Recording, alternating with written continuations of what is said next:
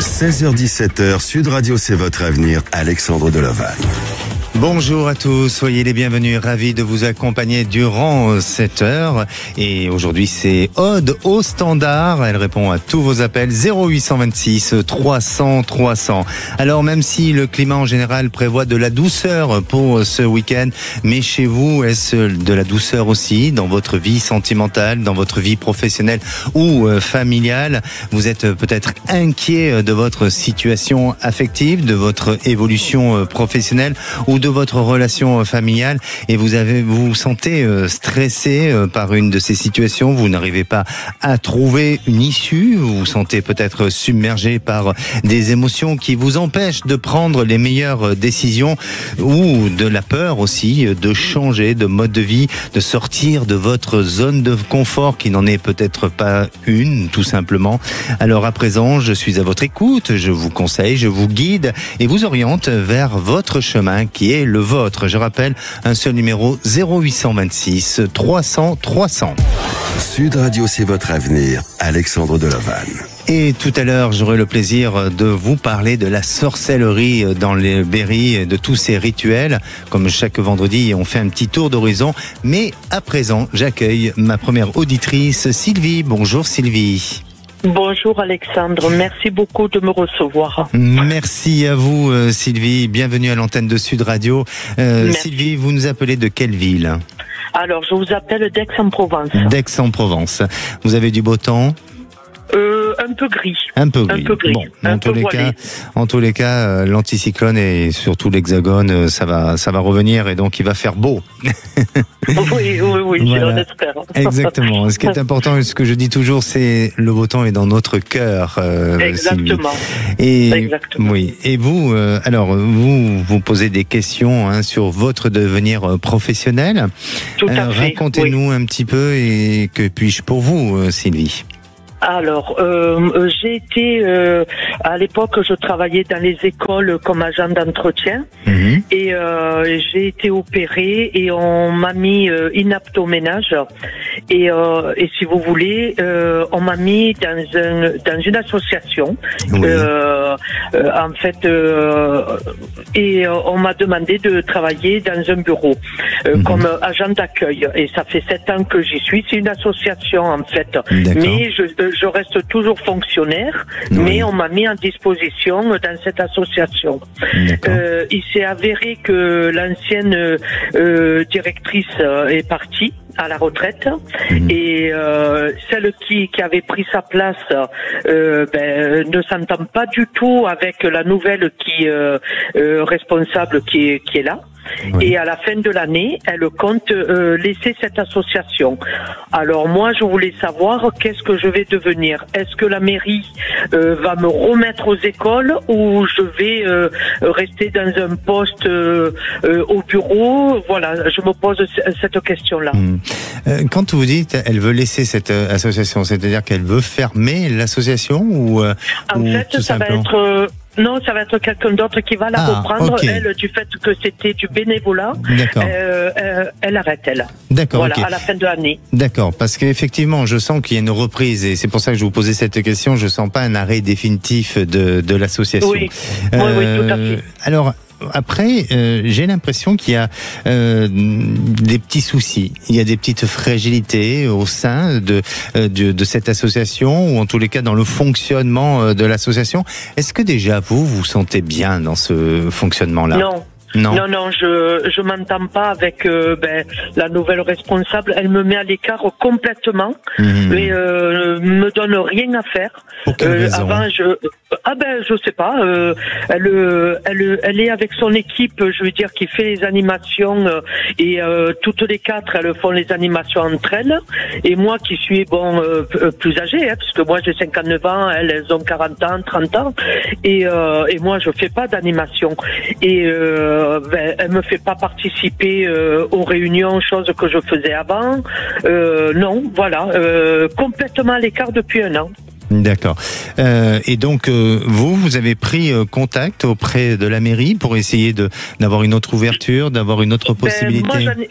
Moi, j'en ai parlé. Oui. Je leur ai dit que si il y avait possibilité même de partir dans une autre mairie ou s'ils avaient autre chose, que je serais preneuse. Mais moi, ce qui me fait peur, c'est que les nouveaux repreneurs de cette association leur disent à la mairie non, nous on n'a pas besoin d'un agent d'accueil. Nous on préfère l'argent qu'avoir un agent d'accueil. Ça fait que nous on n'en a pas besoin d'elle.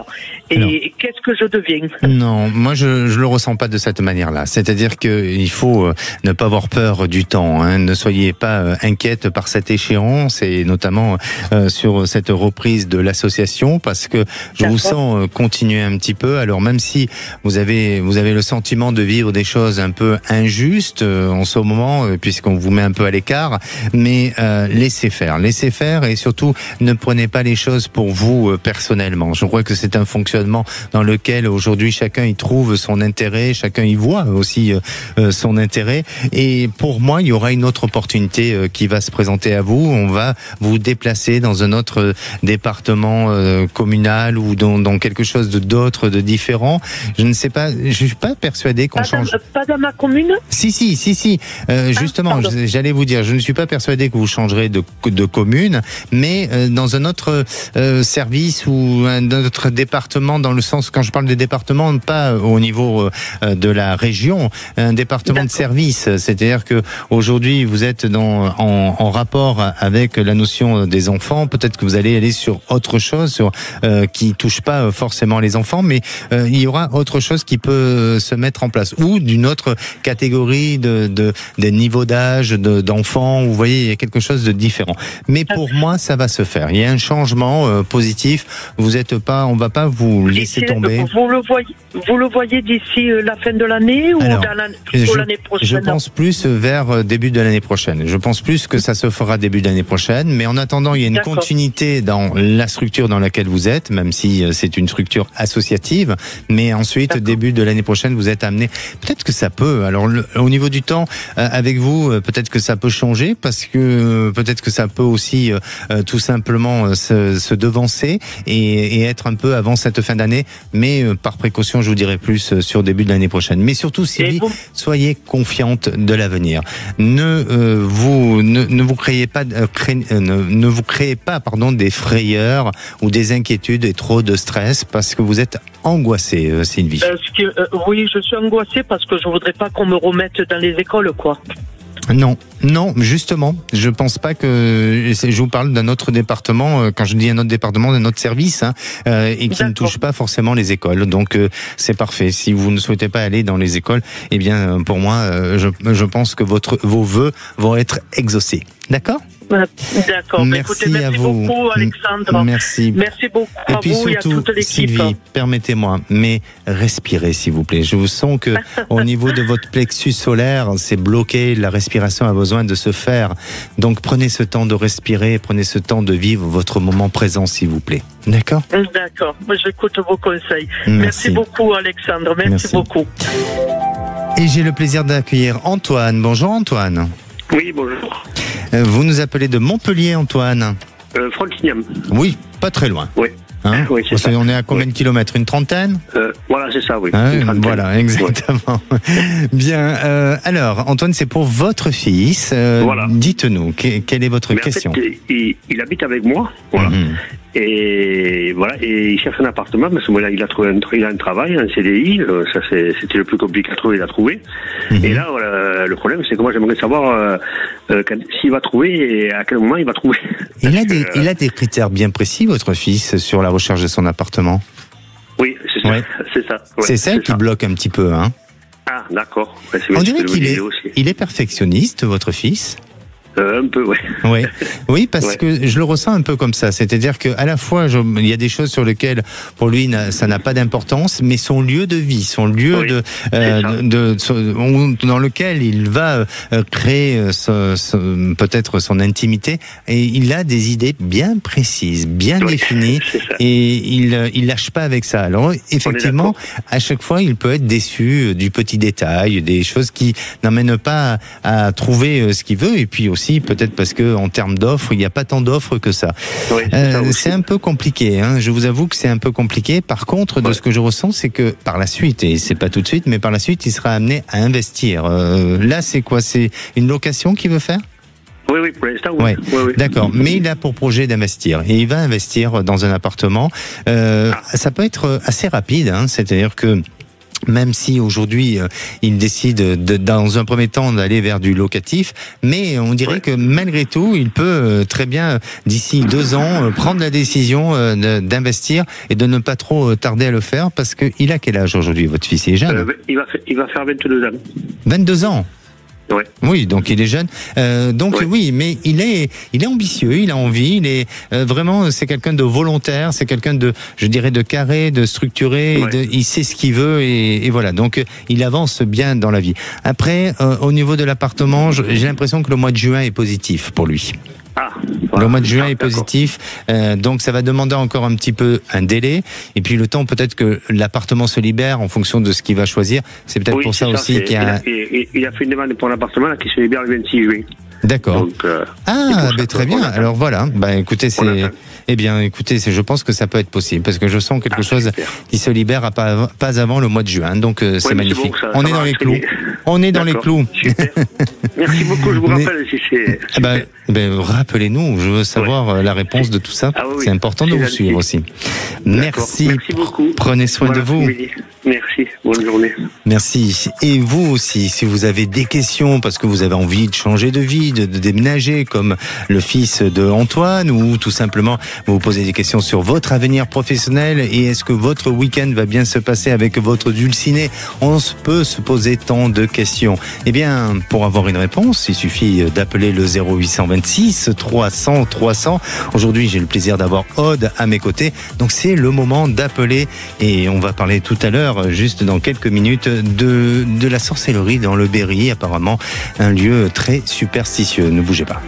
Sud Radio. Parlons vrai. Parlons vrai. Sud Radio. Parlons vrai. Sud Radio. Parlons vrai.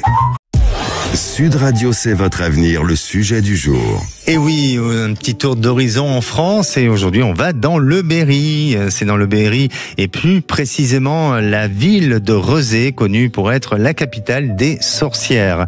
Alors une croyance qui remonterait à l'époque des druides, à la fin du XVIe siècle. Le Berry est également le lieu de divers procès en sorcellerie, notamment pour des affaires de possession. Le Berry est encore marqué par la figure de la sorcière. Depuis 25 ans, il existe une fête de la sorcellerie à Beaunu, dans le bas de Berry, et cette fête veut que pour cet événement-là, on se grime en sorcière avec des expositions d'objets artisanaux. Apparemment, on s'y amuse beaucoup. Les sorcières du Berry, appelées les bonnes femmes, occupent une place centrale dans les traditions locales, et ces femmes respectées et souvent redoutées, bien entendu, et étant souvent consultées pour des problèmes quotidiens ou des questions d'amour ou de prospérité. Alors leur savoir-faire et leurs compétences en matière de rituels magiques étaient transmis oralement, garantissant leur préservation. Et les rituels ancestraux sont des rituels magiques, souvent marqués par une grande diversité et une forte symbolique, avec des rites de protection, avec aussi des invocations des esprits. Et les ingrédients utilisés pour ce genre de rituel sont les plantes locales et les minéraux. Ces rituels ancestraux sont aujourd'hui transmis par les locaux, ce qui fait du Berry la région la plus superstitieuse de France, et même la mare au diable, dans le bois de Chanteloube, dans la commune de Mer-sur-Indre, au sud du Berry, ont inspiré la grande écrivaine George Sand pour son roman légendaire et mystique, La mare au diable. Et bien sûr, c'est une visite immanquable pour les passionnés de de littérature. Et puis pour ceux aussi qui ont envie d'aller un peu plus loin, ou qui ont un côté mystique, et d'aller fouiller, voir quels sont les rituels que l'on peut trouver dans le Berry. Il n'y a pas que dans le Berry, on peut en trouver aussi dans d'autres endroits, des endroits assez mystiques comme ça. Allez, à présent, j'accueille Sophie. Bonjour Sophie. Bonjour Alexandre. Bienvenue à l'antenne de Sud Radio, Sophie. Merci. Alors, vous n'êtes pas du tout dans le Berry, et vous êtes loin d'être dans le Berry, parce oui. que vous nous appelez d'un pays qui est assez loin de nous. Oui, c'est ça. Et vous nous appelez d'où ? Je suis du sud-ouest, mais j'appelle depuis Dubaï, là. Voilà, vous nous appelez depuis Dubaï, comme quoi, Sud Radio même s'étend jusqu'à Dubaï, et il n'y a pas de frontière avec Sud Radio, c'est magnifique. Alors, vous vivez actuellement à Dubaï ? Oui, j'ai été à Dubaï en fait en novembre pour des études, pour apprendre l'anglais du coup. Oui. Et j'ai fini du coup mes études en début février, et maintenant j'essaye de trouver du travail du coup pour rester vivre à Dubaï. Pour quelle raison vous souhaitez... Alors, excusez-moi, je vais être curieux, parce que on entend plein de choses autour de Dubaï, mais vous, pour quelle raison vous avez envie du Sud-Ouest, de passer du Sud-Ouest à Dubaï? Pour quelle raison? Tout simplement parce que à Dubaï, il y a c'est vraiment safe, c'est vraiment safe pour moi, par exemple pour les filles. C'est une qualité de vie qu'on n'a pas du tout en France. Et vraiment, c'est comme si on était un peu en vacances toute l'année malgré qu'on travaille. Donc voilà, c'est allier les deux. D'accord. Vous y êtes depuis le mois de novembre, c'est ça ? Oui, c'est ça. Donc ça fait pratiquement 6 mois que vous êtes là-bas. Est-ce que au bout de 6 mois, on commence à voir un peu les aspects positifs et négatifs de la vie? Et s'il y avait un aspect négatif, quel serait l'aspect négatif que vous avez pu rencontrer à Dubaï comparé à la France? Alors l'aspect négatif, moi je dirais c'est le manque un peu de nature, parce que du coup moi je viens du sud-ouest, donc j'ai la montagne, j'ai la mer à côté, et c'est vrai que cette partie de nature de montagne avec les lacs, ça me manque un petit peu. C'est juste ça un peu le point négatif qu'il y a ici. Mais vous avez des attaches familiales, donc vous avez des attaches familiales avec la France? Oui, donc, j'ai toute ma famille en France, j'ai personne ici à Dubaï. Voilà, donc rien ne vous empêche de rentrer en France pour aussi prendre une bouffée d'oxygène et vous ressourcer aussi. Oui, effectivement. Oui, et donc votre but et votre objectif, c'est donc de faire cette formation. C'est une formation en anglais que vous faites. Oui.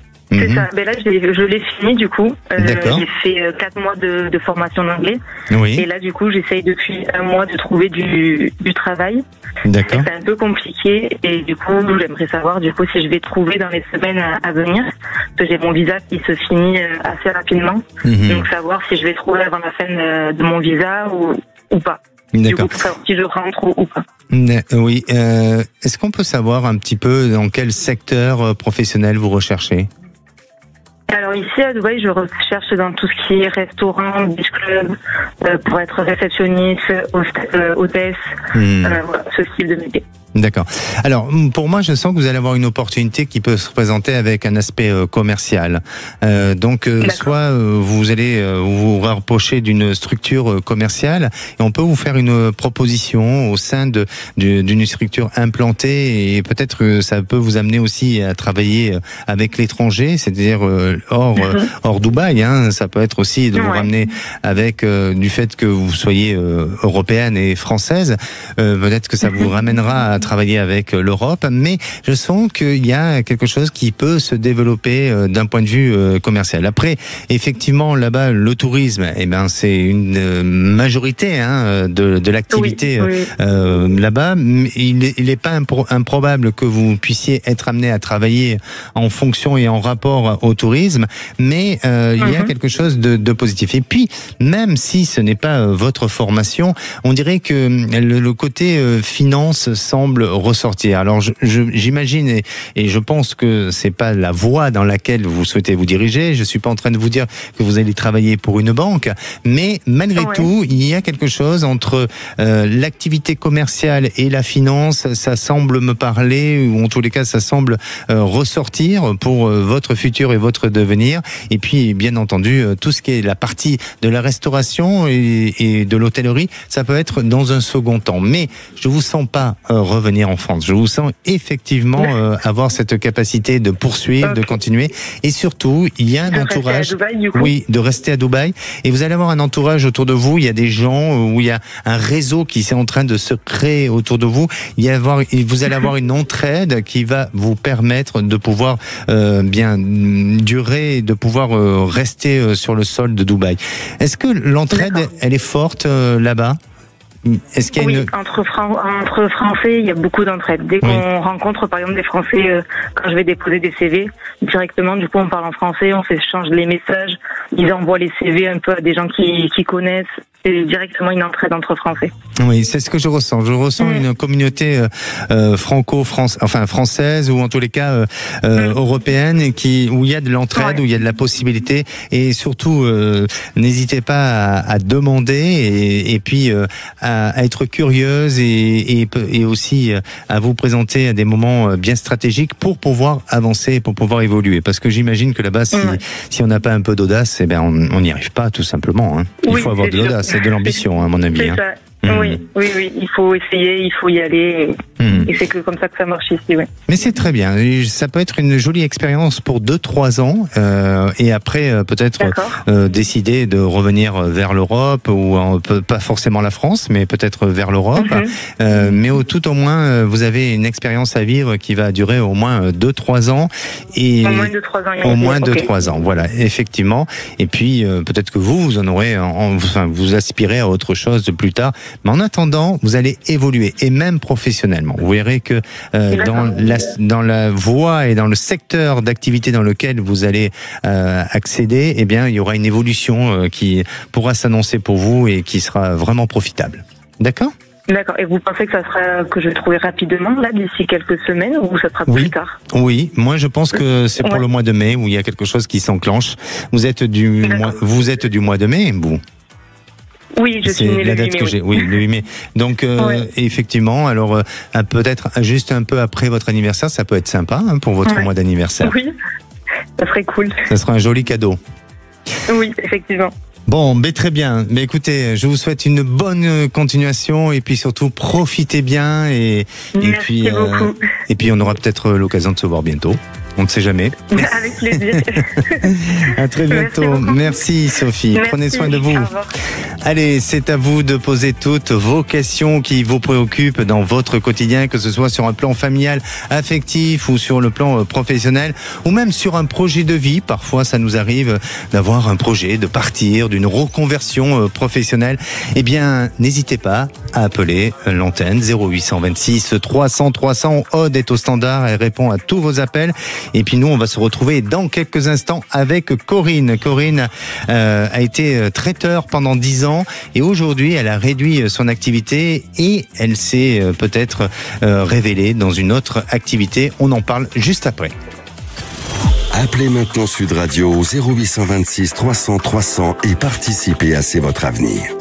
16h-17h, Sud Radio, c'est votre avenir, Alexandre Deleval. Et de retour dans votre émission, c'est votre avenir. Il est pratiquement 16h30. Bienvenue à tous ceux qui nous rejoignent. Je rappelle que nous sommes en direct. Nous sommes aussi en deuxième partie d'émission de C'est votre avenir. Alors, si vous vous posez des questions sur votre futur, comment va se passer votre week-end, vous pouvez tout simplement appeler l'antenne de Sud Radio 0826 300 300. Nous sommes là tout du lundi au vendredi. Le lundi, c'est Marie, et moi du mardi au vendredi. Et nous sommes heureux à chaque fois de vous accueillir, de vous écouter, d'échanger, de vous accompagner et aussi de vous guider. On va retrouver Corinne et puis on aura aussi Carole qui se pose beaucoup de questions sur son avenir professionnel. Mais là, pour l'instant, j'accueille Corinne. Bonjour Corinne. Bonjour Alexandre. Bienvenue à l'antenne Sud Radio. Oui. Vous nous appelez d'où, Corinne ? Alors, de Toulouse. De Toulouse. Oui. Pardon? Oui, de Toulouse, dans la Haute-Garonne. D'accord. Corinne, juste une petite précision. Est-ce que vous êtes en haut-parleur? Là. Faut éviter, enlevez le haut-parleur si vous pouvez. Hein. Ah bon, donc voilà, ce sont les aléas du direct. Corinne, au lieu d'enlever son haut-parleur, a raccroché. Bon, écoutez, en attendant, si vous avez besoin de réponses à vos... Ah voilà, nous voilà, Corinne. Oui, excusez-moi, ça a coupé. D'accord, ok. Vous étiez en haut-parleur, c'est ça? Ou pas? Oui, c'est ça, j'étais en haut-parleur. Oui, voilà, là, ça y est, c'est terminé. Désolée. Vous n'êtes plus en haut-parleur. C'est magnifique. On va pouvoir échanger ensemble, discuter tranquillement. Voilà. Alors, vous nous appelez donc de Toulouse. Vous êtes dans Toulouse même ou à côté? Juste à côté, dans les environs, voilà. Dans les environs. Parfait.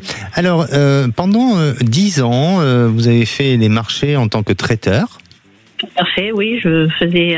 En fait, j'ai été licenciée et mon souhait c'était de faire traiteur à domicile et sur les marchés. Donc, j'ai fait cette activité pendant 10 ans. Oui. Et bon, ça a pris beaucoup d'ampleur. Et donc, comme c'était quoi comme cuisine que vous faisiez Alors, c'était la cuisine familiale un peu. Hein. C'était des plats de la daube, de la blanquette. Paella, rougail saucisse, des spécialités, un peu de spécialité aussi. Et je vais me faire le curieux gourmand. Qu'est-ce qui se vendait le plus? Mais disons que moi, j'avais la chance que tout se vendait sur le marché. Que je faisais, en fait, toutes les semaines, je changeais mes plats. Oui. Donc, il n'y avait pas la monotonie de cuisiner pour moi et la monotonie pour les gens qui venaient acheter sur le marché. D'accord. Donc, après, quand je faisais du couscous, forcément, tout le monde adorait. Ah oui, tout le monde adorait votre couscous. Ah ben oui. Bon, mais pourquoi pas, hein, bien sûr. Et oui, puis c'est un plat exotique, hein, donc différent. Et aujourd'hui, il y a eu une forte demande. Oui, voilà. Oui. Donc j'ai voulu rester sur une note positive. Donc j'ai préféré arrêter mon activité. Oui. Parce que ça prenait trop d'ampleur, je voulais pas rentrer dans le système, voilà. Et donc j'ai eu l'opportunité d'avoir une place dans ma résidence en tant que régisseuse. J'ai fait ce métier pendant traiteur et régisseuse pendant 1 an pour voir si vraiment ça allait me plaire. Oui. Et donc ça me plaît. Et du coup j'ai mis ma remorque magasin en vente. Alors ça n'a rien à voir, hein, régisseuse et... Non, pas du tout. Exactement. C'est juste que je suis autonome, voilà. C'est oui, tout. Exactement. Alors, le métier de régisseuse, vous l'avez fait au sein d'un théâtre ou est-ce que dans des lieux différents? Alors attendez, régisseuse dans ma résidence, c'est-à-dire que je m'occupe de la résidence. Ah, pardonnez-moi. Voilà. Alors, ok, d'accord. Excusez-moi, j'avais pas la bonne signification. Voilà. Et donc un peu concierge alors, c'est ça? Oui, concierge, sauf que je suis pas 24 heures sur 24 dans la résidence, donc voilà, j'ai des horaires. Ah ok, d'accord. Donc je croyais que vous vous occupez de tout ce qui était la technique d'un théâtre ou de lumière ou de choses. Ça m'aurait plu aussi, hein. Pourquoi pas, hein, c'est un métier, ça peut être aussi une passion, donc pourquoi pas. Donc là, vous avez pris goût à être, pour que nos auditeurs comprennent peut-être un peu mieux, si vous me permettez que je parle de conciergerie, hein, si ça vous dérange pas. Voilà. Et donc, vous avez pris goût à ça, à ce métier-là.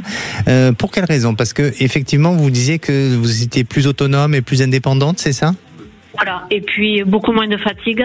Ah oui. Voilà, beaucoup moins de fatigue parce que quand même je préparais mes plats sur le marché en fait. Donc j'arrivais au marché, il était 4 heures du matin. Ah oui. Donc voilà, et puis il fallait tout préparer. Enfin voilà, c'était beaucoup de travail. C'était très très bien. Je ne regrette pas du tout. Mais la fatigue elle y était et je pouvais plus en fait. Je comprends. Donc, je comprends, et surtout que vous étiez réellement investi, hein, notamment si vous faisiez sur place vos plats, effectivement. Donc, quelle est votre question aujourd'hui, Corinne? Alors, à ce jour, j'ai mis ma remorque magasin donc en vente il y a 1 an, et du coup, je pensais la vendre très vite. parce que c'est une petite remorque très sympathique, très bien. Et du coup, j'ai eu des personnes, c'est sûr, qui ont été intéressées, mais bon, après, j'ai plus de nouvelles. Là, j'avais une personne il y a un mois à peu près. Oui. Elle attendait des papiers, comme toute personne qui se monte à son compte, qui attendait des papiers, des crédits. Et je voudrais savoir s'il y allait avoir quelque chose, parce que pour tourner la page. Oui, j'entends. Et je vais essayer de vous répondre, mais j'aurais besoin peut-être d'avoir une couleur supplémentaire en pensant à cette vente de remorque, s'il vous plaît. Bleu. Le bleu, un bleu plutôt clair foncé. Bleu ciel, oui. Bleu ciel. Alors, pour moi, il y a peut-être des personnes qui effectivement sont sur l'idée de vous l'acheter, mais ils semblent vouloir discuter avec vous, ils semblent vouloir communiquer, mais même ils semblent vouloir revenir sur le prix et encore négocier. Ne lâchez pas. Ne lâchez pas, parce que je pense que vous avez le prix que vous avez donné est un prix juste, et à la fois, il faut pas vendre votre remorque à perte aussi. Donc, attention qu'à un moment donné, il n'y ait pas des gens qui vous fassent durer dans le temps et qui jouent un peu avec ça pour vous faire baisser le prix. Pour moi, il y a autre chose qui s'annonce pour vous en dehors des personnes avec qui vous avez des contacts. On dirait qu'il y a une annonce qui va vous être... enfin, en tout cas, il y a une annonce sur la vente de cette remorque, et on dirait que à partir de là, ça va vous permettre d'avoir une proposition ou une opportunité de vente. Mais c'est sur une nouvelle annonce ou sur un nouveau lien de communication qui n'a pas été fait jusqu'à présent. Et pour moi, c'est quelque chose qui touche à du papier, vous voyez, comme si c'est pas lié à de l'annonce internet ou quoi que ce soit, mais c'est plus par rapport à du papier. Et là, il y a une opportunité, il y a quelque chose qui va se présenter, et on dirait que sur la période de cet été, la remorque sera vendue. Et pour vous, ça va vous permettre de vous consacrer complètement à votre activité. Voilà, c'est ça. Et puis de tourner la page, parce que vous allez tourner. De soucis.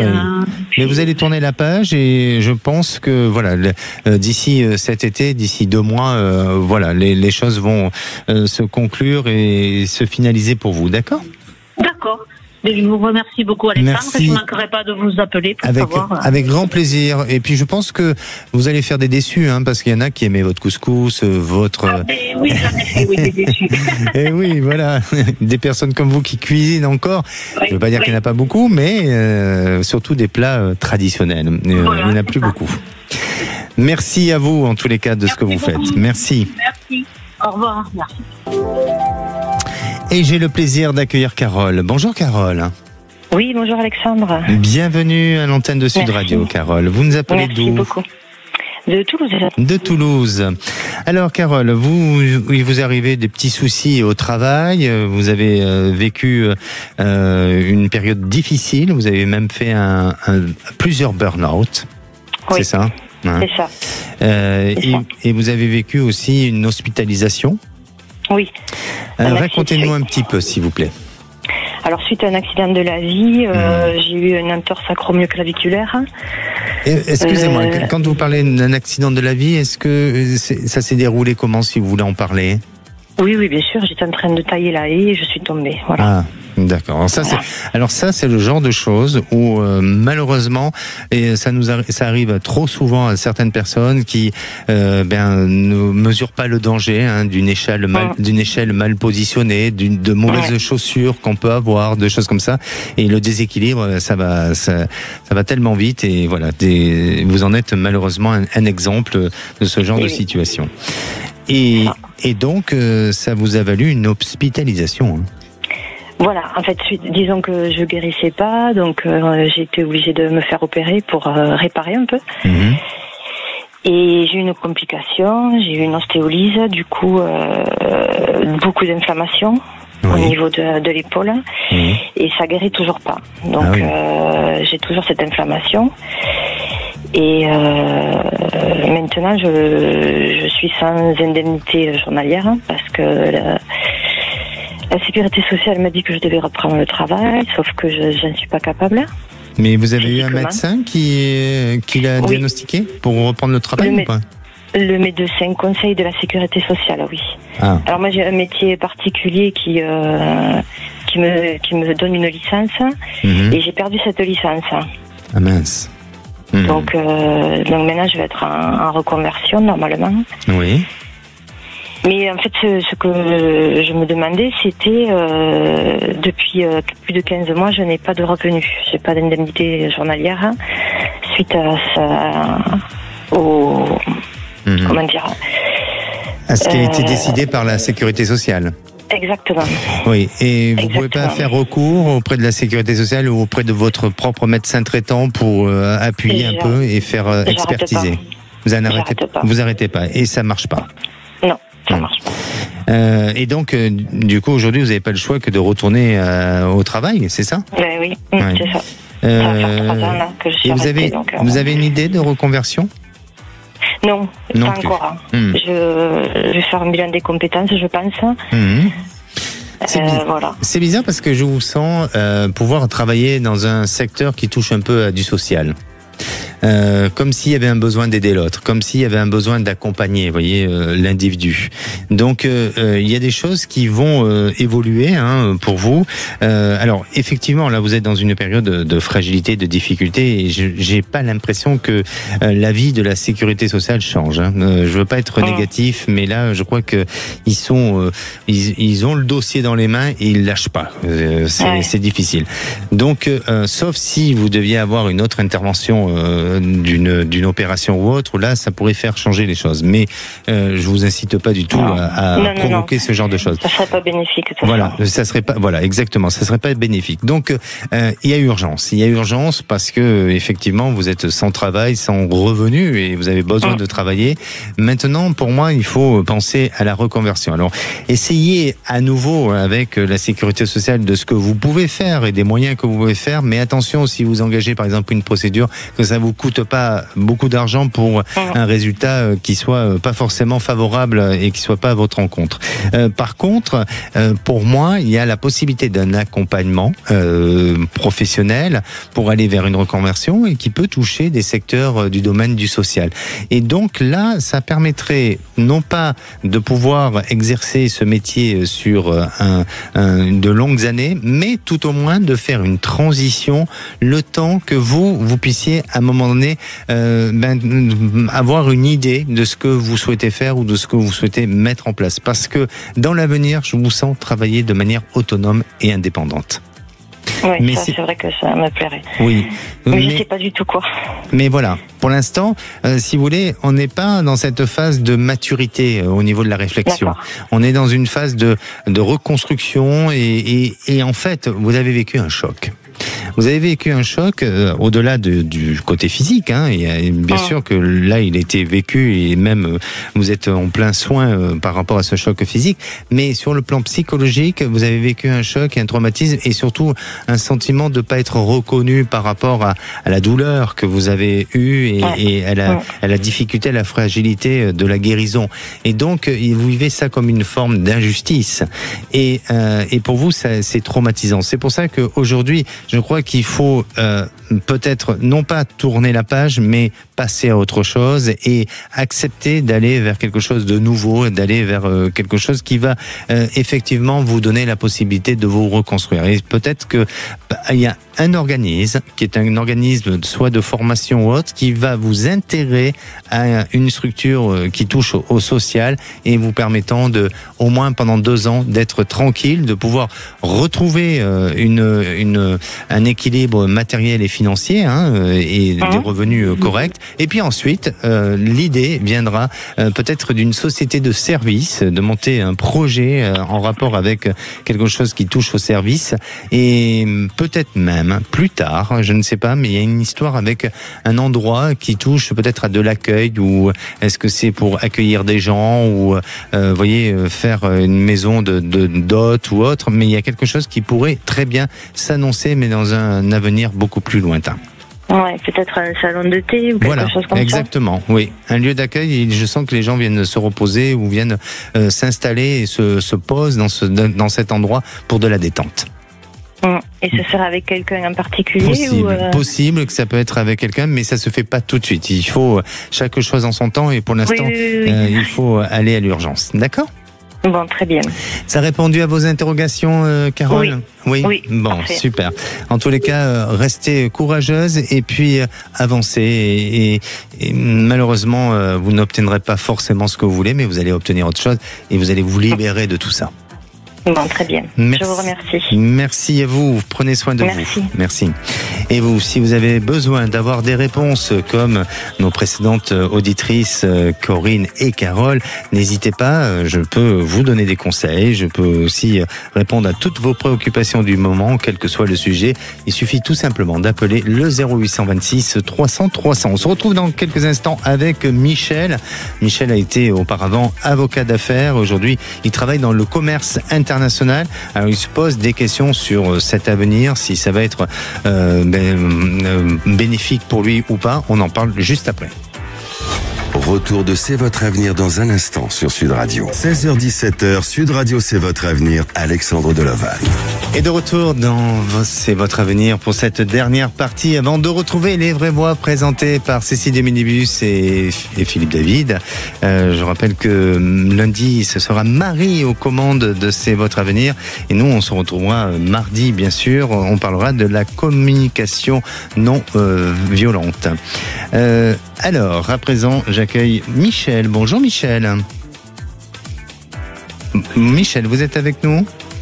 Oui, tout à fait. Bienvenue à l'antenne de Sud Radio, Michel. C'est très gentil. C'est très gentil. Depuis le temps que je l'espérais. Ah ben voilà. Comme quoi, il faut toujours espérer et être patient et on y arrive. Ça fait combien de temps que vous essayez de nous joindre ? Plusieurs mois. Oui. J'ai été persévérant et puis hier, la chance m'a souri en Voilà, exactement. Et je suis avec vous cet après-midi. Et oui, c'est le succès de l'émission, mais voyez que vous êtes un exemple d'auditeur qui a persévéré, qui a insisté et qui, bien sûr, la chance lui a souri et c'est aujourd'hui pour vous. Oui. Michel, alors auparavant, vous avez été avocat d'affaires. Tout à fait. Et aujourd'hui, vous êtes dans le commerce international. Oui. Et donc, quelle est votre interrogation et aussi, comment puis-je vous aider ? Eh bien, écoutez, Alexandre, mon interrogation est très simple. Depuis 50 ans que j'exerce, ça fait quelques années, le métier d'avocat que j'ai arrêté puisque je suis à la retraite, mais j'ai perduré dans le domaine et le monde des affaires internationales puisque je travaille dans les produits type pétrole, matières premières, etc. En tant que négociant, en tant que ce qu'on appelle en anglais mandate, c'est-à-dire intermédiaire d'affaires. Et je voulais savoir si j'allais réussir quelques belles affaires dans les prochaines semaines, car j'en ai plusieurs en suspens, oui. parce que tout simplement, j'ai des objectifs de créer une fondation qui permettra d'apporter du bonheur, du bien-être à des personnes âgées qui ont servi la France pendant des décennies, et plus loin encore, qui est la Légion étrangère. Voilà. D'accord. Alors nous avons un point commun, Alexandre, je dois vous l'avouer, c'est que depuis 25 ans, j'ai été formé grâce à une personne de haute qualité dans la région toulousaine à la numérologie. Ah, magnifique. Alors, si vous me permettez, Michel, pour moi, je pense que votre vœu de faire du bien, d'apporter du bonheur à toutes ces personnes, vous allez y arriver. Il y a quelque chose qui me dit que oui, quand je vous entends, il y a un grand oui derrière tout ça, mais ça demande un petit peu de temps, ça demande plus d'efforts, ça demande aussi de patience, mais il y a cette véritable réalisation pour vous qui s'annonce. Alors, cette année, c'est encore un peu timide, mais ça s'organise pour vous. Les choses choses se mettent en place et je sentirai une année 2026 encore plus, c'est beaucoup plus bénéfique. Il y a quelque chose qui prospère dans le temps et qui va permettre justement d'aller vers de nouveaux projets et vous amener vers votre objectif dans une période de 2 à 3 ans. Mais en attendant, il faut persévérer, il faut continuer comme ça. Ne lâchez surtout pas parce que vous allez y arriver. Et pour moi, même si parfois vous avez des dossiers qui peuvent être assez tangibles ou en tous les cas assez épineux ou autres, eh bien vous verrez que vous serez dans cette capacité de dépasser les difficultés et d'y arriver. D'accord ? Merci Alexandre, merci beaucoup. Merci à vous Michel, n'hésitez pas à revenir vers nous pour nous dire comment ça évolue et puis nous aussi nous expliquer votre projet, d'accord ? Volontiers. Merci, prenez soin de vous. Allez, nous, je vous souhaite une bonne fin de journée, un bon week-end. On se retrouve mardi, lundi, c'est Marie. Et je vous souhaite à tous un bon week-end. Bonsoir Philippe David. Bonsoir Alexandre Delovan. Au menu des vraies voix. Dans un instant, à l'Université Lyon 2, un enseignant pris à partie est traité de sioniste après s'être opposé à une soirée de rupture du jeûne. Et on vous pose cette question, faut-il imposer la neutralité politique dans les universités ? Est-ce que pour vous, l'université, c'est un lieu d'engagement ou un lieu neutre? Venez nous donner votre avis au 0826 300 300. À 18h40, le coup de projecteur des vraies voix. Appel à manifester du RN en soutien à Marine Le Pen et en contrepartie, LFI et les écologistes manifesteront à l'autre bout de Paris. Et on vous pose cette question, RN et LFI manifestent dimanche. La politique se fait-elle dans la rue? Vous pensez que c'est le bon endroit pour se faire entendre ou vous pensez qu'il y a avant tout les urnes? Venez nous donner votre avis au 0826 300 300. Nos 3 vraies voix du jour, Philippe Billiger, René Chiche et Emmanuel Abramovitch. Bonne émission. Dès lundi, écoutez Sud Radio tous les jours entre 7h et 8h pour tenter de remporter votre bon pour un séjour d'une valeur de 2000 € pour vos prochaines vacances dans les clubs et hôtels Bellambra, en famille ou entre amis. Choisissez parmi 45 clubs et hôtels situés dans les plus beaux endroits de France. En club, vous profiterez d'équipes aux petits soins, des clubs enfants de 4 mois à 17 ans, des repas où vous n'aurez qu'à mettre les pieds sous la table et des animations pour tous. Bonnes vacances avec Sud Radio, parlons vrai.